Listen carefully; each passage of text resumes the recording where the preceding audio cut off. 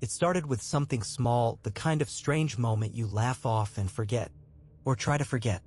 I was walking into Mr. Kellerman's third period U.S. history class when I noticed someone had already written a phrase across the bottom of the whiteboard in thin, black dry erase marker. Not in the center, not near anything relevant to the day's lesson, just tucked into the far corner where the board meets the frame. The handwriting was cramped and slanted, almost desperate. It read, "Say it 3 times and you'll see her." At first, I thought it was a joke. Probably something from a TikTok trend or a dumb game like Bloody Mary but lamer. I didn't think anything of it until I glanced over to the far end of the room and saw Ryan Graves staring straight at it, not reading it, not smirking, just staring with this weird intensity that made the back of my neck tighten. Ryan was always off. Not in the way people who want attention act out, but more like he genuinely didn't understand how to exist around others. He didn't talk much, didn't make eye contact unless he was forced to, and had this habit of writing in tiny notebooks during class, but not notes. Just the same words over and over again. A few teachers had tried to intervene, and once I heard he got sent to the counselor, but whatever happened didn't change anything. That day, as everyone else trickled into class, Ryan kept staring at the writing on the board like he was daring it to move. I watched him out of the corner of my eye for the entire class. He didn't take his eyes off it. Not once. It should have ended there. It was weird, sure, but high school is full of weird. I went through the rest of the day barely thinking about it, chalking it up to Ryan just being his usual creepy self. But then, the next morning, it was written again, different room, different class, same exact phrase. Still small, still in that same desperate handwriting. And Ryan? He was in that class too. Sitting 2 rows behind me, whispering something under his breath and twitching slightly, like each word was crawling out of him against his will. I couldn't help but turn around just to see if he was okay, or if maybe this was a bit and he was trying to get a reaction. But the second my eyes met his, he stopped speaking. His lips pressed shut so hard they went white, and he just stared at me, unmoving. That stare did something to me. It made my stomach drop like I was about to be sick. I turned back around and didn't look at him again. Later that afternoon, while I waited in the cafeteria line, I overheard 2 girls from my chemistry class talking about the phrase. One of them, Eliza, I think, said her friends saw it written on the back of her locker door. The other girl swore she said it out loud 3 times, just like it said, and then had the worst night of her life. Woke up with a nosebleed, mirror cracked in her bathroom, and a shadow that wouldn't go away no matter how many times she turned on the lights. I didn't believe them. Not really. But that night I looked it up anyway. Nothing came up in Google. No urban legends, no Reddit posts, not even a dumb meme. It was like the phrase only existed in our school. I didn't sleep well that night. And the next morning, the phrase was written again. This time on a desk in the library, carved in with a pen so deep the wood was splintered. I didn't even have to guess whose desk it was. Ryan was already there, hunched over something, whispering again. His lips moved, soft and rhythmically. I caught just a few of the words this time. She's waiting in the space between reflections. I didn't ask what he meant. I didn't even pretend to not notice. I just left the library, skipped my next class, and stood in the hallway staring at a trophy case, trying to breathe. Whatever this was, it was getting worse. And Ryan? He wasn't just some weird kid anymore. He was part of it. Or maybe the one who started it. And I had a terrible, gnawing feeling that he'd noticed me noticing. I tried to avoid Ryan after that. I told myself it was just teenage paranoia and overreaction to a guy who probably just needed help, not suspicion. But something about the way he looked at me that day in the library wouldn't leave my head. I couldn't explain it. It was like he saw through me, like he knew something about me that I didn't even know myself. A few days passed without incident, or at least without anything I could prove wasn't just in my head. I kept noticing the phrase though. Always the same words. Always in a different place. Written in pencil on a bathroom stall. Scratched into the back of a lunch tray. Even stitched crudely with red thread into the hem of the theater department's stage curtain. I stopped telling people about it after one of my friends, Jordan, laughed and said maybe I was going crazy just like Ryan. Then came the first real encounter, the one that made me feel like maybe I was losing my grip on reality. It was a Thursday afternoon. Cold, gray, and too quiet, like the world was holding its breath. I stayed after school for a group project, and by the time I left the library, most of the school had emptied out. My phone was dead. I'd forgotten to charge it, which meant I couldn't call my mom for a ride. No big deal, I thought. It's a 10-minute walk home. I'd done it a dozen times. But that walk felt different this time. I don't even know when I first noticed him. Ryan. Just barely visible in my peripheral vision. At first, I thought I was imagining it, a shape behind me, too far to make out, always stopping when I stopped. I tested it. Paused at the edge of a driveway. Waited. Walked again. He followed. I never heard his footsteps. Never saw him directly behind me. But every time I looked back, there he was, about 50 feet away. Standing still. Not looking at me, but toward me. As if something behind my eyes fascinated him more than my face ever could. I didn't run. I don't know why. I wanted to. But there was this pressure, like gravity, holding me still. Like if I moved too fast, I'd break whatever strange spell was keeping us tethered apart. So I walked. Slowly. Deliberately. He didn't stop following me until I stepped onto my front porch. And when I finally turned around to confront him, to yell or curse or even just scream, he was gone. Not down the street. Not ducking behind a tree. Just gone. I barely slept that night. I kept replaying that walk over and over, trying to convince myself I imagined it. That maybe it wasn't even him. But when I opened my backpack the next morning, there was something there I hadn't put in. A small, folded piece of paper. Cream-colored. Torn from a book, maybe. On one side, it just said, 3 times. Say her name. She'll come if she wants you. On the other side was something worse, a drawing. Scribbled in fine, angry pencil lines. A face. Barely human. Black eyes. Hollow mouth. And hair that spread outward like a stain on water. I took it straight to the trash. Didn't show anyone. But all day, I felt like the air around me had shifted. Like the atmosphere had thickened and I was moving through a world that didn't quite belong to me anymore. Later that afternoon, I overheard something in the hallway, 2 sophomore girls whispering near the lockers. One of them was crying. The other kept asking the same question over and over. Did you say her name, Kayla? How many times did you say it? I should have kept walking. But I didn't.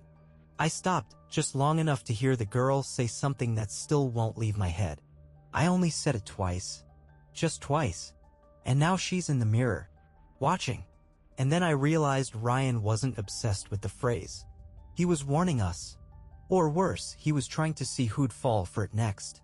There's something terrifying about patterns, especially when they're subtle, quiet things that you only recognize once you're already inside them. I started keeping a list in my notebook. Not of the phrase that kept showing up everywhere and didn't need tracking, but of the people who reacted to it. Kayla was one. Eliza from chemistry, 2. A freshman named Malcolm who stopped showing up to school for a week and came back with bandages around his wrists, 3. None of them ever said anything directly. Just strange behavior. Shifting eyes. Quiet muttering. That paranoid way you start checking reflections in windows like they might look back at you wrong. I added my own name to the list in pencil. I wasn't ready to ink it in. That weekend I holed up in my room trying to ignore everything. I didn't go out. I didn't text anyone.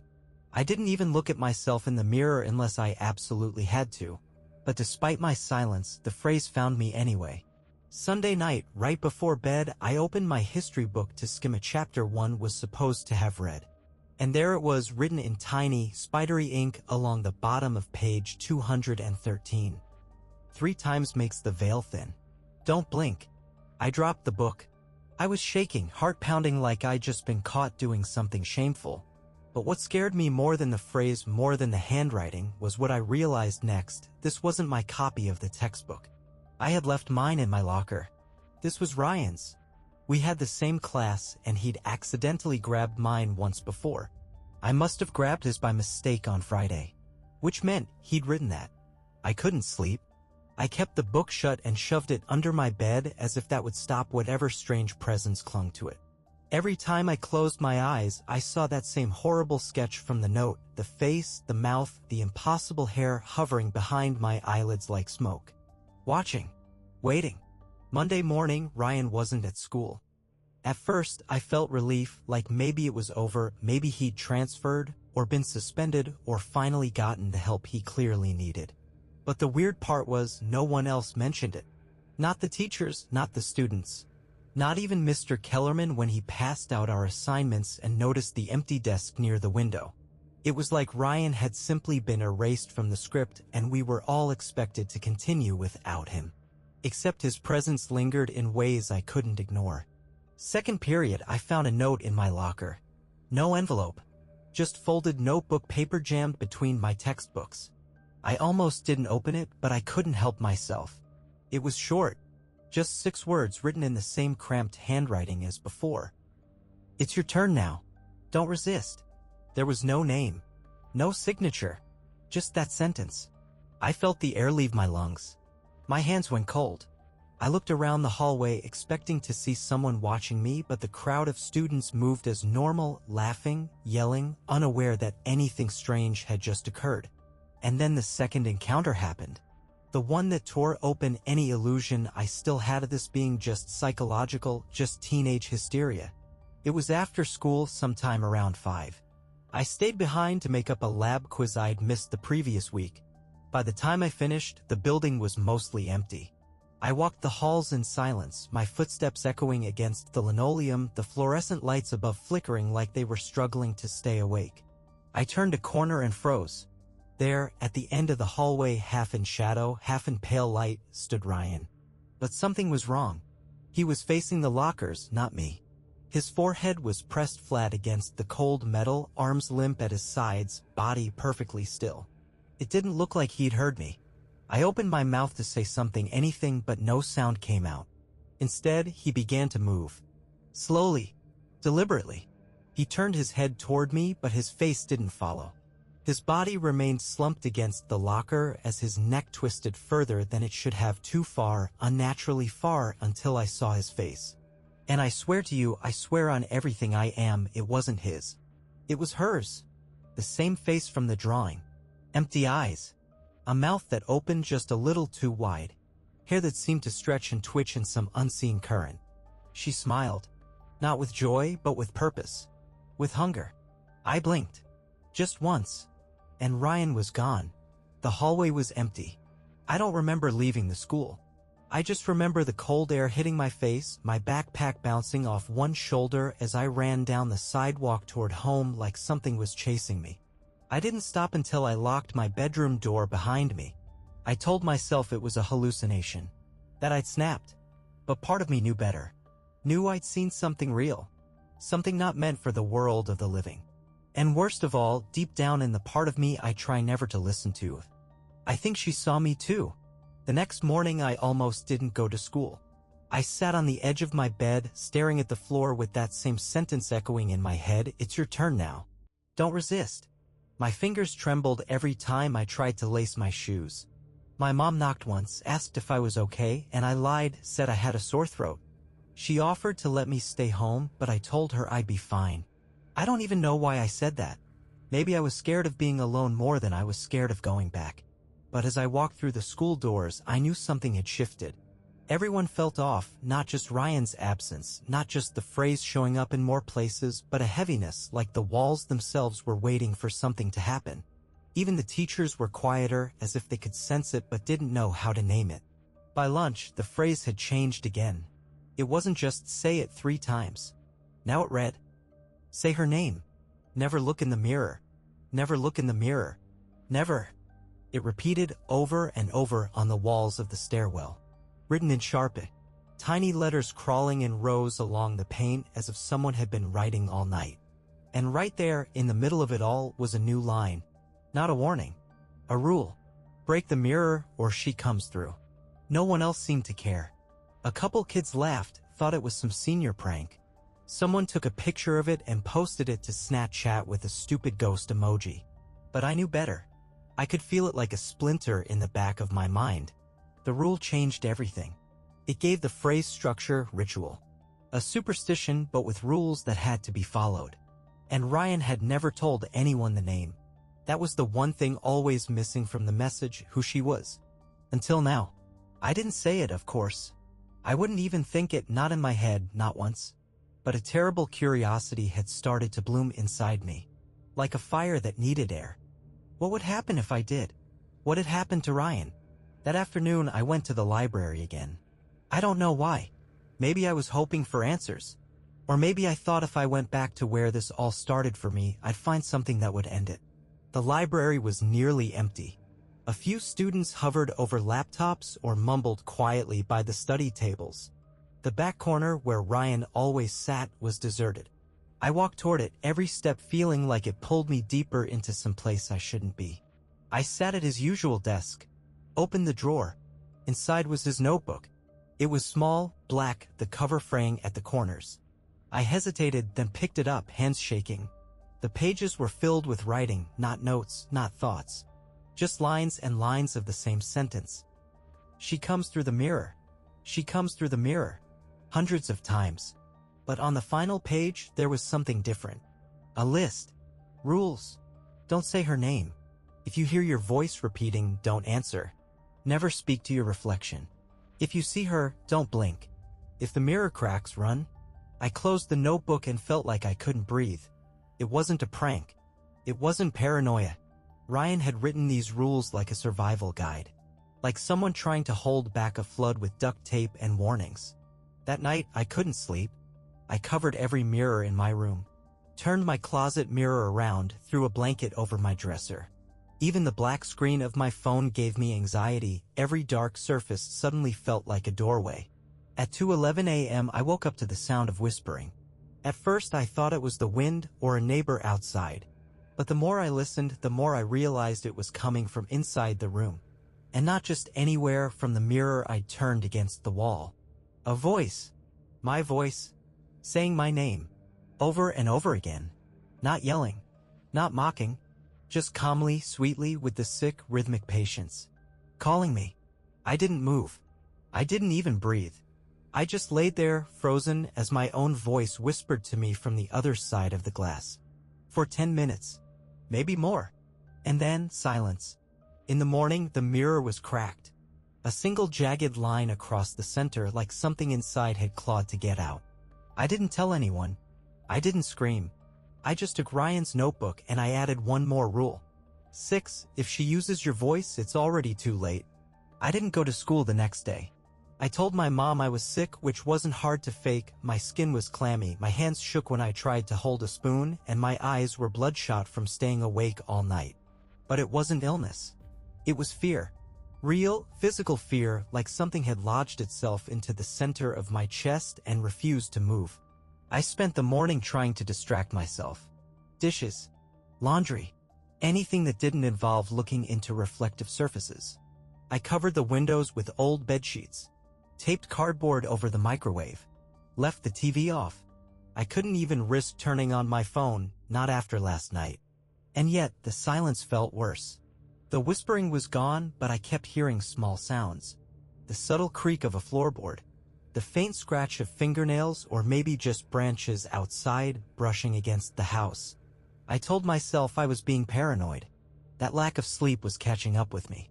But then the power went out. No wind. No storm. Just a soft click and everything died. The fridge. The lights. The heater. Even the ceiling fan stopped spinning, leaving the air still and thick.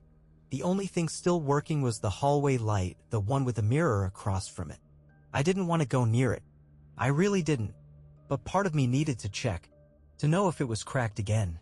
Or worse. I stepped slowly into the hallway, barefoot, every step echoing louder than the last. The mirror loomed at the far end, tall, rectangular, and old. My mom got it at some antique store when I was 12. I used to think it was pretty. Now it looked like a doorway waiting to open. At first, I couldn't see anything wrong. The surface was intact. No cracks. No movement. But then I noticed something wrong with the reflection. Not mine, I hadn't gotten close enough for that. The hallway in the mirror wasn't the hallway behind me. The light was the same. The walls were the same. But the mirror reflected a version of the hallway that was just slightly off. A small table that didn't exist. A darker paint color. Shadows where there shouldn't be shadows. It was like I was looking into a different version of my home, one that belonged to her. And in that hallway at the far end, something was moving. It didn't walk. It drifted. A smear of black hair and pale skin. I couldn't see her face, just the outline of it, hazy and shifting as if underwater. But she was getting closer. I backed away. Fast. I didn't wait for her to reach the glass. I grabbed a throw blanket and flung it over the mirror, heart racing, vision blurred with panic. Then I slammed my bedroom door shut and didn't come out for hours. I thought that was the third encounter. I thought that was it. But it wasn't. That night, I heard knocking on my window. Soft at first. Almost gentle. I live on the second floor. The sound grew louder, more rhythmic, like someone was tapping a single nail against the glass. I sat up in bed, frozen, listening to each knock count upward like a metronome. I made the mistake of getting close. Pulling the curtain just an inch to the side. There she was. Not floating. Not crawling. Just there. Standing on nothing. Her face inches from the glass. Eyes black and endless. Mouth barely open in a shape that didn't look quite human. And that hair, that awful weightless hair flowing out around her like smoke in water. She mouthed something. I didn't hear it. But I felt it. In my throat. In my chest. My name. And I swear to you, in that moment, the window began to warp. Like something on the other side was pushing into the glass. Stretching it. Testing it. I ran. Down the stairs. Out the front door. I didn't stop running until I reached the next block and banged on my friend Jordan's door, screaming his name until his mom opened it. They thought I'd had a panic attack. Maybe a breakdown. I didn't deny it. I couldn't. I stayed at Jordan's that night. Slept in a guest room with no mirrors, no windows. Just me and a flashlight I kept pointed at the door. But at 3:12 a.m. I woke up anyway. Because from the corner of the room I heard a whisper. My voice again. Let me in. There were no mirrors in that room. But the closet door had a high gloss finish. Just enough to reflect. And I knew then it didn't have to be glass. She was learning. The rules were changing. I didn't go home after that night. My mom called frantic. I told her I needed a few days, made up something about final stress and staying with Jordan to study. She bought it, or at least pretended to. But I could hear it in her voice. She knew something was wrong. Still, what could I say? That I was being haunted by something that lived in reflections and borrowed voices? That a classmate had vanished and left behind a ritual I couldn't stop following? That I hadn't looked in a mirror in nearly a week and still felt watched every second of the day? I couldn't explain it. I could barely survive it. Jordan tried to help. He really did. He didn't believe everything, but he believed me. And sometimes that's enough. He let me sleep on his floor, lent me clothes, even tried to make jokes to cut the tension. But when he asked why I jumped at shadows or flinched at the shine of a window pane, I couldn't give him a real answer. Because saying it out loud felt like inviting her in. We both pretended things were fine. But by the third day, something shifted again. I woke up to find the lights in the room flickering. Just for a second. Just enough to notice. Then I heard it, not whispering this time, but humming. Soft, off-key, and wrong. Like someone trying to remember a lullaby they'd only heard in a dream. It was coming from the bathroom. I knew it before I even stood up. She was in there. I opened the door slowly. Jordan was brushing his teeth, music playing low on his phone. Everything looked normal except for the mirror. The steam from his shower had fogged most of it, but in the top right corner there was a handprint. Small.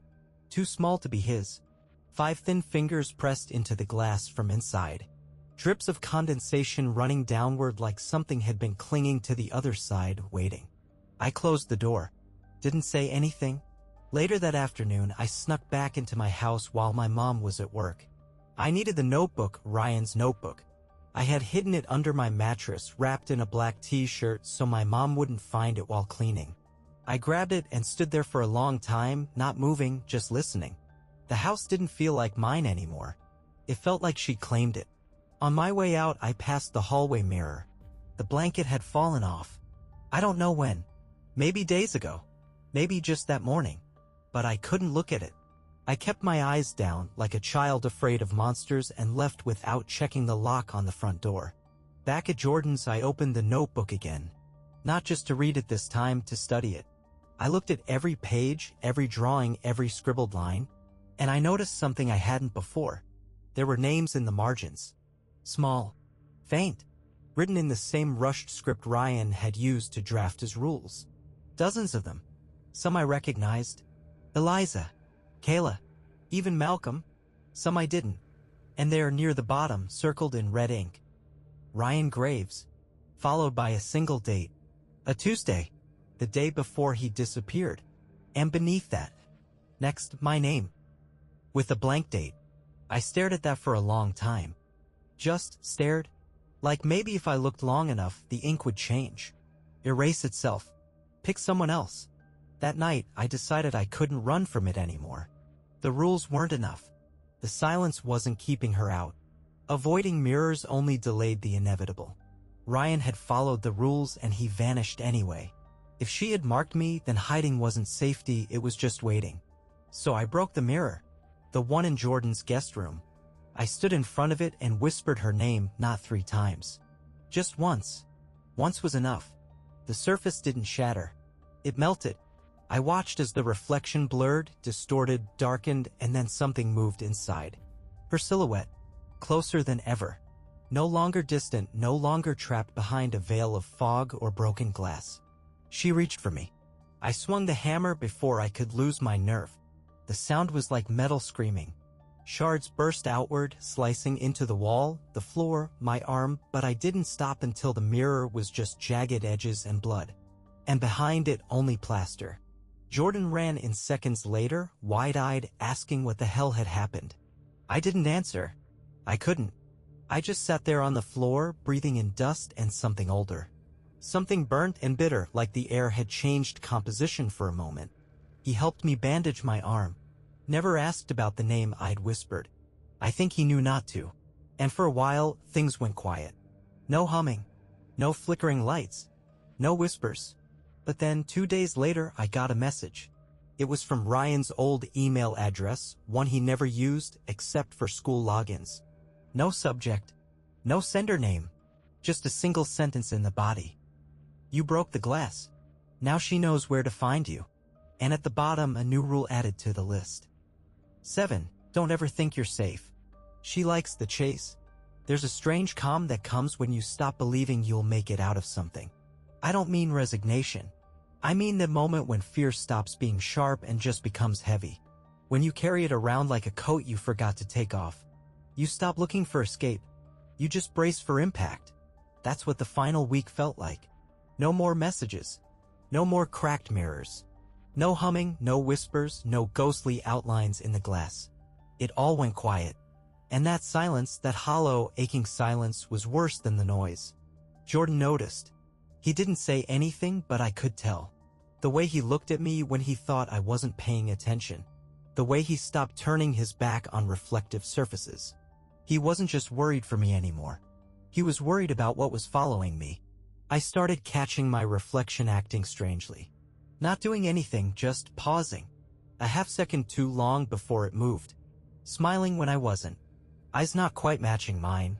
I stopped brushing my teeth in the mirror. Stopped washing my face. I used my phone camera like a rear-view mirror, avoiding anything too shiny. Then came the night I finally saw Ryan again. Not in person. Not really. I was walking home from the gas station, just 2 blocks, but it was already dark.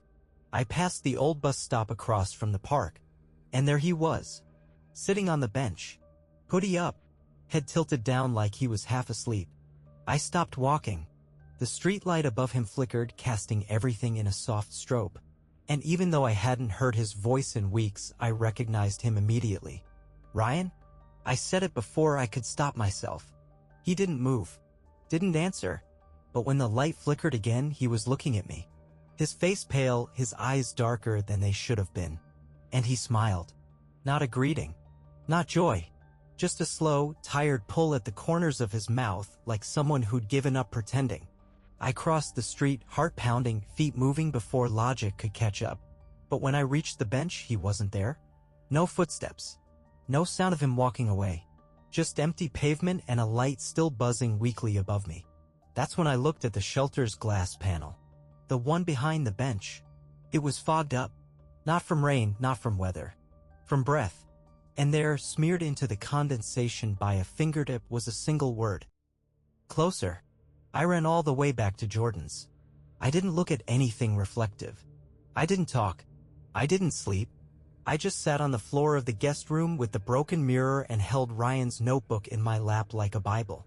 I opened it again. And this time, on the very last page, the inside of the back cover, there was something I'd never noticed before. A small diagram. Crude. Almost like a map. It showed a mirror, then a door, then a circle with lines radiating out. I couldn't decipher it, not completely. But the message underneath was clear enough. If she crosses, you don't come back. Unless you bring her something else. That night, I knew what I had to do. I packed a duffel bag. Took only what I needed: flashlight, salt, the notebook, the shard of glass from the first mirror I broke, and my phone.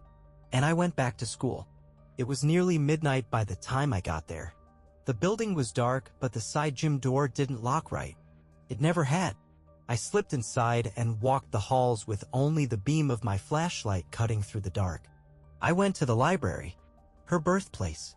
The glass windows on the east wall looked like portals in the dark, catching fragments of my reflection as I passed. I didn't look directly at them.